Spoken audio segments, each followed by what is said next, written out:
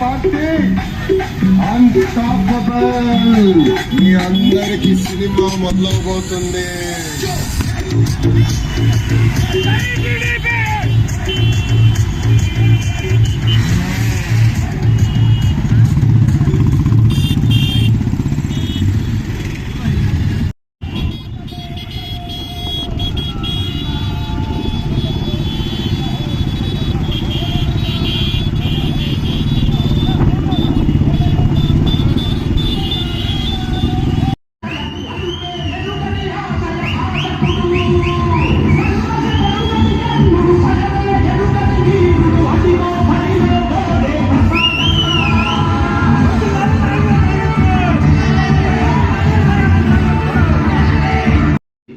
గంగూరు గ్రామం నుంచి మరి నా సోదరుడు తమ్ముడు నాగేంద్ర, మళ్ళీ మిగతా తదితరులందరూ కూడా గ్రామ పార్టీ ప్రెసిడెంట్ గారి ఆధ్వర్యంలో, అదేవిధంగా మన ఈ నియోజకవర్గ శాసనసభ్యులు మన బోడే ప్రసాద్ గారి నాయకత్వంలో ఈ రోజున అందరి సమక్షంలో మన తెలుగుదేశం పార్టీలో చేరడానికి వచ్చినందుకు అందరూ కడతాలతో ఒకసారి అందరూ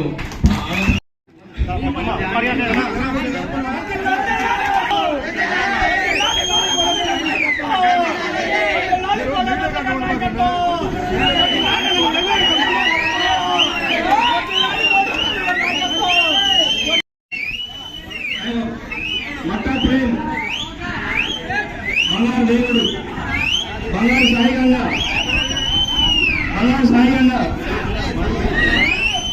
సాయిబాబు, మట్టా ప్రేమ్, మట్టా మురయ్యన్న,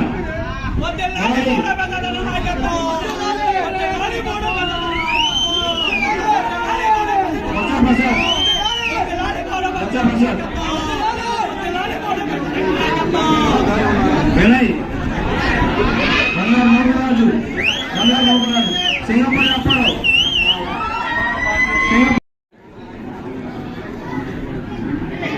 వైసీపీ పుట్టిన కాడ నుంచి నేను వైసీపీ పార్టీలోనే ఉన్నాను. కానీ నేను రెడ్డి అని ఒక కులం పేరు పెట్టి నాకు ఒక చిన్న వార్డు నంబర్ కూడా ఇవ్వలేని పరిస్థితి వైసీపీ మా గ్రామంలో ఎదుర్కొన్నాను. నేను జిల్లా స్థాయి సెక్రటరీగా చేశాను. అయినా సరే మా కమ్యూనిటీకి ఒక వార్డు నంబర్ కూడా ఇవ్వలేని పరిస్థితి. ఎన్నోసార్లు వార్డు నంబర్ ఇవ్వండి అని ప్రయత్నించాను, వార్డు నంబర్ కూడా ఇవ్వలేదు. అలాగే నా రాజకీయ భవిష్యత్తు లేకుండా నన్ను ఎన్నోసార్లు ఇబ్బంది పెట్టారు. కనీసం చిన్న పనులు పంచాయతీ ఆఫీసు లైట్ వేయించుకోలేని పరిస్థితి.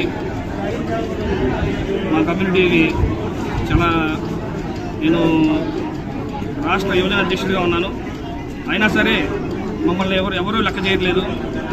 ఇప్పుడు గతంలో 2014లో బోడే ప్రసాద్ గెలిచినప్పుడు నేను వచ్చి బోడే ప్రసాద్ గారిని కలిశాను. అప్పుడు కొన్ని అనివార్య కారణాల జాయిన్ అవ్వకపోయాను. ఇప్పుడు 2024లో బోడే ప్రసాద్ గెలిచినప్పుడు మళ్ళీ వచ్చి బోడే ప్రసాద్ గారిని కలిసినప్పుడు బోడే ప్రసాద్ గారు ఒకటే హామీ ఇచ్చాను, నాగేంద్ర నీకు గతంలో కన్నా సముచితాన్ని కల్పిస్తానని. నేను బోడే ప్రసాద్ గారి ఆధ్వర్యంలో మా గంగూరుని ఈసారి వైసీపీ కంచుకోటను బద్దలుకొట్టి గంగూరు టీడీపీ గెలిపించుకుంటామని మీ అందరి సాక్షిగా చెప్తున్నాను.